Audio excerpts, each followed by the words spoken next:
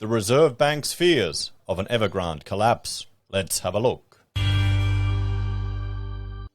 Hello everyone, Florian.Heise here, and welcome to another episode of HeiseSays.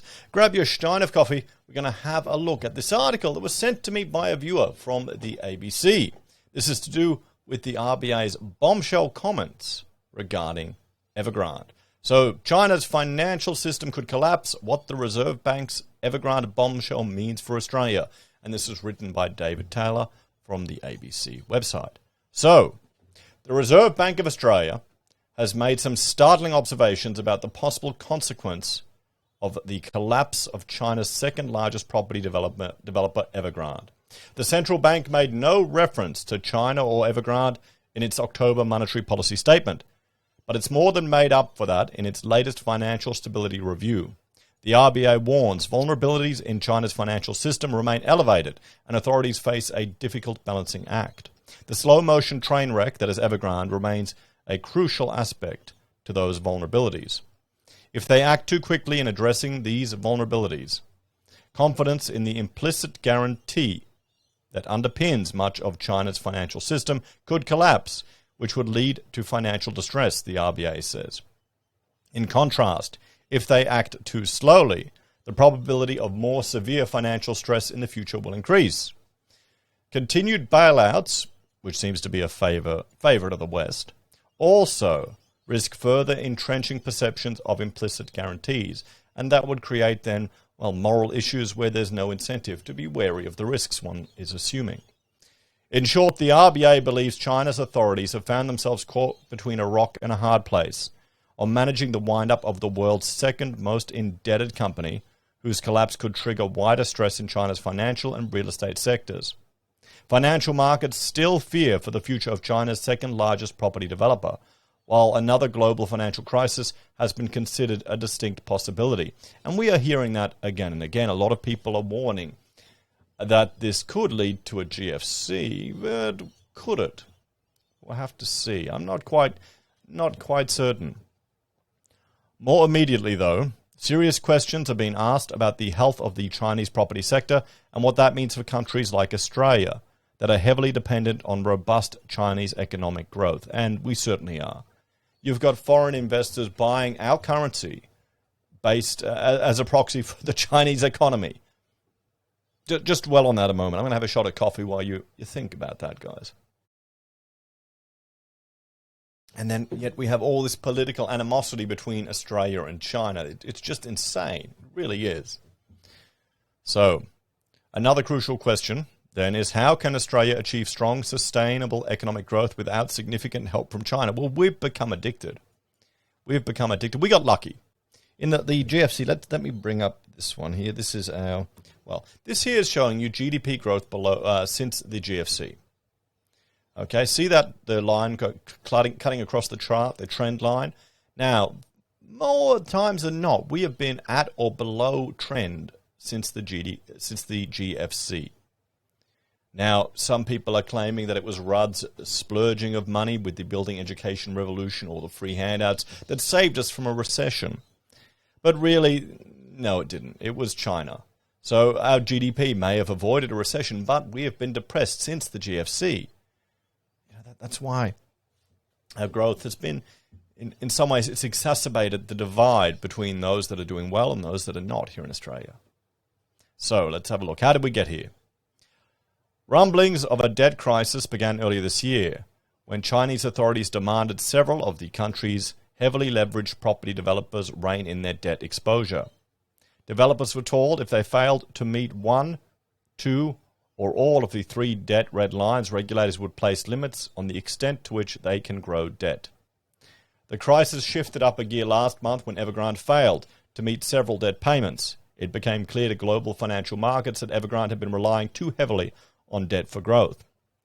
The fear was that Evergrande was insolvent, which in a worst-case scenario could lead to a company wind-up, crashing property prices as investors and off-the-plan buyers fled the market, and a Chinese economic collapse given China's reliance on the property market for economic growth. However, most analysts agreed China would ensure home buyers and investors would be protected. The Chinese central bank also promised it would help ring-fence any local-level banking crisis. What about Evergrande's offshore debt tentacles? Well, it seems like they're getting ignored, or they're not getting paid, or they're going to lose out. But then again, we've got to see also the extent of exposure that some of these organizations have to Evergrande. This isn't, I can't imagine it's enough. A 1% hit on their portfolio isn't going to destroy them, is it? Bloomberg's David Q is watching developments closely and says there's little risk of an Evergrande collapse triggering a global financial crisis. Overseas investors exposed to Evergrande is limited, he said. Investors that are exposed, though, are expected to receive a significant so-called haircut on their investment. And there's the only one I'm really worried about, the only real foreign investor that I'm worried about is Tether. Because we now know that Tether does have, well, they've lent to exchanges backed by Bitcoin, and they've lent to, well, Chinese interests. That's part of their commercial paper. And they've said none of it's Evergrande, but does that mean it's not other developers or other people that are exposed? They're not really quite very transparent, and considering the impact that could have on the crypto sector, that's the one to watch. And that's the thing to worry about, honestly. A growing domestic economic crisis. If we park the possibility of an international financial crisis, the next step is to consider the ongoing threat of a contained domestic economic crisis, despite suggestions of government financial support. Reuters this week reported that court filings showed 2 Hong Kong property agencies were suing China Evergrande Group over unpaid commissions. Centerline is trying to recover Hong Kong $3.1 million in overdue commissions, while Midland Holdings, according to the South China Morning Post, is claiming unpaid commissions of Hong Kong $43.45 million for 2 developments in Hong Kong. Do you see what's happening? On a weekly basis, Evergrande is unable to pay its bills, and those bills are piling up. It points to the possibility that China's entire real estate sector is staring into the abyss. The real estate sector has been important for China's economic growth over the past 30 years, David said. Well, and it's been important for Australia's economic growth and for our iron ore exports, to name one example. If something happens to Evergrande, the confidence of investors in the real estate sector should be weakened. So dominoes begin falling. An Evergrande collapse would send financial shockwaves across China's real estate sector. Multiple property sector collapses would likely lead to a full-blown national economic crisis, a scenario which this week became a possibility. Fantasia Holdings Group, a Shenzhen-based property developer, failed to repay a $205 million USD of debt due on Monday, with a market value of $415 million. Fantasia is not considered to carry any economic weight.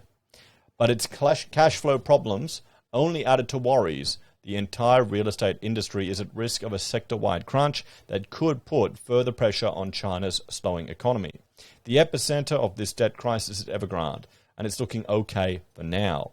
The company was placed into a trading halt on the Hong Kong Stock Exchange earlier this week, pending an announcement containing inside information about a major transaction. At the same time, rival Hopson was also placed into a trading halt on a different stock exchange for similar reasons. Local media put 2 and 2 together and began speculating Hopson was going to offer to buy Evergrande's property management arm, netting Evergrande roughly $5 billion in cash, which would theoretically cover its international bond payments for the next 6 months. It is around $500 million in coupon payments due by the end of the year, followed by a $2 billion bond maturity in March. Overall, though, Evergrande is sitting on over $300 billion in debt, so its financial problems are nowhere near being resolved. Yun Yang, managing editor of the School of Regulation and Global Governance at the Australian National University, believes the Chinese Communist Party is still debating whether to let Evergrande collapse. I'm looking for how the government will try to help the investors and consumers of Evergrande without creating a moral hazard, she says. Moral hazard is created, she adds, when a government authority financially supports a company in financial distress as a result of reckless behavior. And that seems to be, well, one of the favorite approaches here in the crony capitalistic societies we're all living in at the moment. We know the Chinese government has been focusing on the initial debt and doesn't want companies to continue to accumulate debt, she said. The other companies and investors will think certain companies are too big to fail, and that's not good for the future of debt accumulation in China. So now we wait. For now, we'll have to wait for an Evergrande company announcement or news of some other development from the Chinese property sector. China is nearing the end of a 7-day holiday, and so far there's been no word from regulators on Evergrande. On Wednesday, China's central bank urged financial institutions to cooperate with relevant developments and local governments to maintain the stable and healthy development of the property market and safeguard consumers' interests. U.S. Secretary of State Anthony Blinken implored China to act responsibly when it comes to addressing the potential impacts of Evergrande's financial crisis. The key for Evergrande, analysts say, is to get project construction going and sell inventory so it can start paying its way again. In its latest financial stability review, the Reserve Bank also noted the steps Evergrande is taking to rescue itself from financial disaster. Evergrande has sold properties at steep discounts, sold other assets, delayed payments to suppliers, holders of its wealth management product, and on some of its other liabilities, and sought to offer debt holders discounts on properties in lieu of payments, the RBA notes. But what if it can't save itself? The Reserve Bank warns a company collapse is likely. These steps appear insufficient, and Evergrande is widely expected to collapse without some type of government support. China is Australia's largest trading partner, and everything from the health of the federal budget via the price of iron ore to Australia's capacity to pay for the pandemic economic stimulus package depends on the health of China's economy. And one example here is this chart here. This is showing you the contribution of iron ore revenue going towards the West Australian government. Okay, all the money WA government makes, 24% of it comes from iron ore. Just put that in perspective, everyone. Just one export. Are we a banana republic? Are we an iron ore republic, guys? Is that what Australia's become, dependent on China? So, that's not to mention millions of superannuation balances and the trajectory of Australia's unemployment rate and outlook for interest rates. A lot is riding on how China manages Evergrande's financial woes, and analysts say it's simply too early to say it's going to be okay. So what do you think about this? Let's have a bit of a discussion, everyone.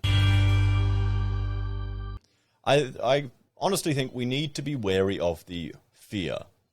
Now, fear will be used by the media to get attention, to get eyeballs, and that's something to consider. You need to be sensible about it, but don't lead it to you making irrational decisions. Now, I think we need to keep an eye on Evergrande. We need to see what's happening, but I don't know if it's going to be the calamitous falling down of the global economy that some people are hoping. What do you reckon? I think we'll take a hit. I think it's certainly playing out in some of the iron ore producing companies here in Australia. Look at Fortescue Metal, it's gone down. Look at the price of iron ore, it's going down. But we'll have to wait and see. Anyway, let me know your thoughts and opinions on this one in the comments down below. Thank you all for watching. If you're a fan of the channel and enjoy the content I create here, there's a few ways you can help out, everyone.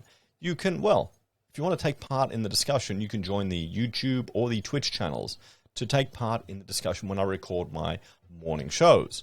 You can also support us a little bit extra by joining the channel on YouTube or Patreon, signing up for SelfWealth or Stake, using our affiliate links at Amazon, eBay, Independent Reserve or AussieBroadband. You can buy our merch from HeiseSays, use Gold Pass from the Perth Mint, or support us via PayPal. Take care, everyone. Have a great day, and I'll see you all next time. Bye for now.